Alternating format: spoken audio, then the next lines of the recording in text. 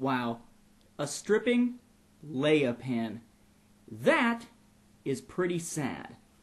Not sure if it's sad that I own one because I ordered something through StarWarsShop.com right around the holidays, or if it's sad that the idea existed in the first place. Either way, though, kudos to Chris Gervais for doing artwork for something that is going to be one of the weird Star Wars collectibles to look back on in years to come. Now, this visual showcase is not going to be about pens, because I could just break out one of these and say, hey look, a pen. It's going to be about something that you get done with pens. That is, signed Star Wars items. Hello everybody, I'm Nathan P. Butler from the EU Review, and this is a brand new visual showcase episode. What we're talking about this time, though, is not one specific item. Instead, the topic is signed Star Wars EU collectibles, most notably novels, but we'll also take a brief look at other types like comic books, cards, etc. Now, if you've checked out the EU Review's Facebook page, which you pretty much have to have if you're watching this video because it's under videos on that page, you probably checked out the photos section and seen the autograph collection galleries I have going. I didn't really mean to start collecting autographs, but I wound up with some that weren't Star Wars related and some that were, and the Star Wars related section just kind of kept on growing. I didn't realize how many I had until I started trying to take pictures of all of them.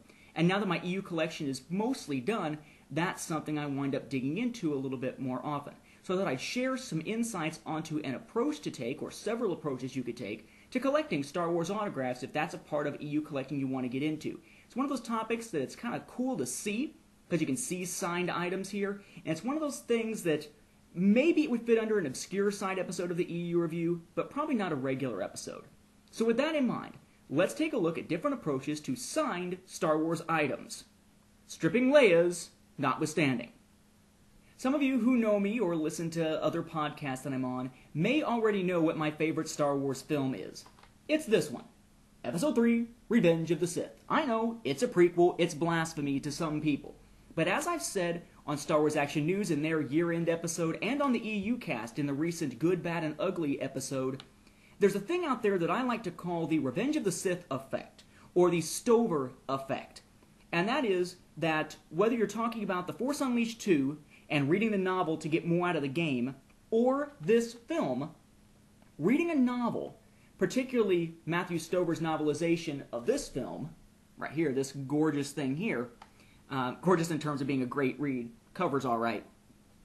There are times when reading a novelization will give you much more about a featured product, whether it's a movie, a game, or what have you, so much so that you'll wind up getting more out of that movie, film, or game than you would have otherwise, where this stops being a supplement and starts being an essential source of information. There's a lot more about Anakin's struggles in this book than are in this film. And all those people who said, well, Anakin fell to the dark side really quick. Yeah, he did in the film. But in the novelization, you get more of his struggles behind the scenes. Why not being a member of the Jedi Council, or I guess being a member of Jedi Council but not being a Jedi Master, was a big deal when it came to what information he had access to try to save Padme. It's all in here. So when it comes to Star Wars novels, if there was one that I wanted to have signed, this would be it. It is an excellent book for a fun film, and this book is, in my opinion, the pinnacle of Star Wars EU writing at this point, which is ironic because it's a novelization, and usually those are crap, right? For most things. The Star Wars Revenge of the Sith novel, though, was one that I wanted to have signed, but this edition is not. There's no signature or anything in there. In the first few pages you flip through, there's nothing there. Imagine my shock when I discovered one of those things that is now the highlight of my Star Wars signed item collection. You see, not only did they put out this, they put out a special slip-cased edition of Revenge of the Sith. Has it noted there on the side, there's nothing on the other spine here, the little Vader face here.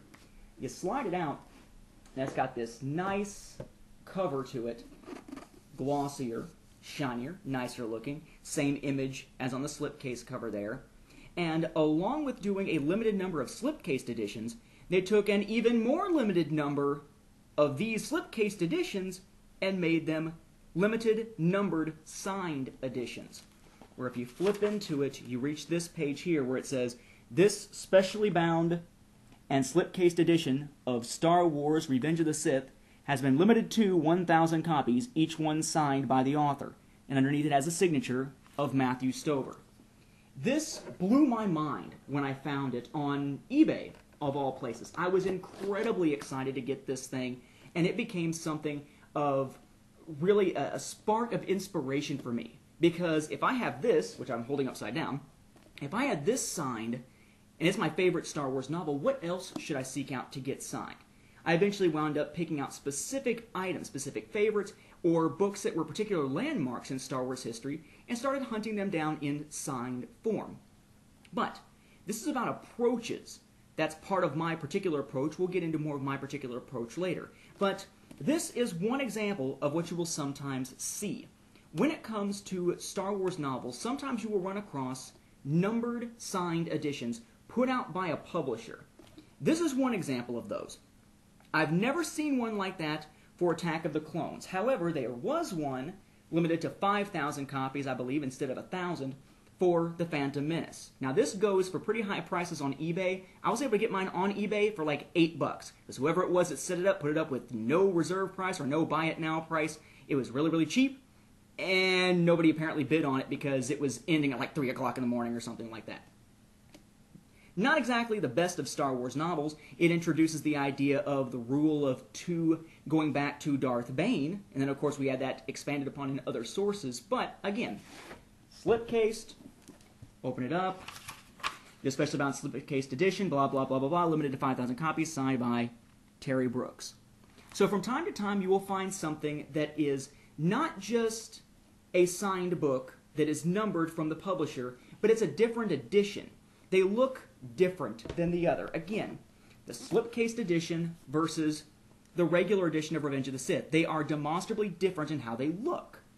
They don't always necessarily do that, though. Sometimes you'll find that publishers still want to do numbered limited editions, but they put it out in the same format that you otherwise would find it in, such as in the case of the first edition of The Empire Strikes Back, which, by the way, was published in paperback originally, not in hardback. The first hardback, I believe, was the Book Club edition.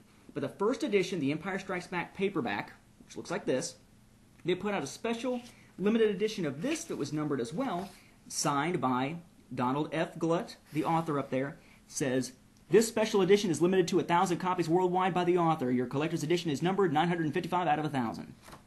So, when you're looking for signed editions, one thing to look for is signed and numbered. Then you know it is a limited edition, hard to find, that there are strict controls on how many of them are out there. So you know yours is something special.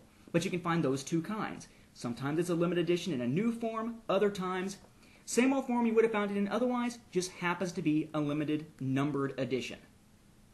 Speaking of signed Star Wars items that you order, one place you can do this often is StarWarsShop.com, and oddly enough, it's often overlooked. Usually because when people order from StarWars.com, it takes a little bit longer than it does from some other places. Plus, StarWars.com sells novels for basically cover price most of the time, whereas you can go on Amazon.com, Barnes & Noble, or wherever and find them a lot cheaper. But sometimes, if you are willing to plunk down the full price and possibly get it a few days later than those who order it through Amazon or elsewhere, you can get signed books through StarWarsShop.com. For example, you have Order 66 here, signed by Karen Traviss.